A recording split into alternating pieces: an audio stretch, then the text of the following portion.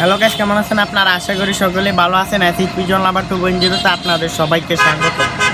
তো গাইস, এই জায়গায় দেখতেই পাচ্ছেন আমার যে রেসার কবুতরগুলো আছে এই জায়গা থেকে এবারে 6 পিস বাচ্চা হয়েছে। বা কাছে আসে একটু, বাচ্চাগুলো দেখো।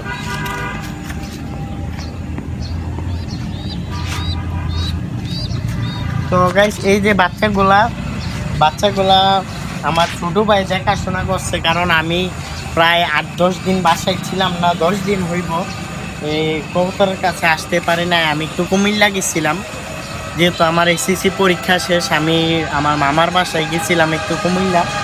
তো বাচ্চাগুলার ট্যাগ করানো হয় নাই, কারণ ট্যাগ শেষ হয়ে গেছিলো। আর আমারও খেয়াল আসছিল না যে বাচ্চাগুলার ট্যাগ করাইতেইব, ওরে ট্যাগ আইনা দিয়ে যাইতেইব। আর ও এত বেশি একটা বুঝে না, যার কারণে ওরে আর বলি নাই যে ট্যাগ তুমি একটু বাজার থেকে আইনা ট্যাগগুলা পরাও।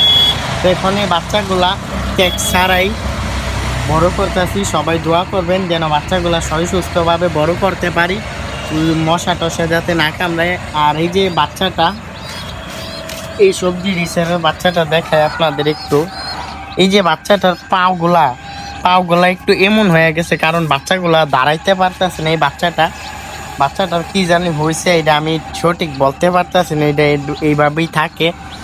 আর বাচ্চাটা আছে না গাইস, বাচ্চাটা দাঁড়াইতে পারে না, খাবার টাবার খাইতে পারে, সব কিছু কমপ্লিট। কারণ বাচ্চাটারে কি করা যায় আপনারা একটু কমেন্টে জানাবেন, এবং বাচ্চাটারে কি ওষুধ দেওয়া যায় যেন বাচ্চাটা ঠিক হয়ে যায়। আজকের ভিডিওটা এতটুকুই, দেখা হচ্ছে অন্য কোনো ভিডিওতে। Bye bye.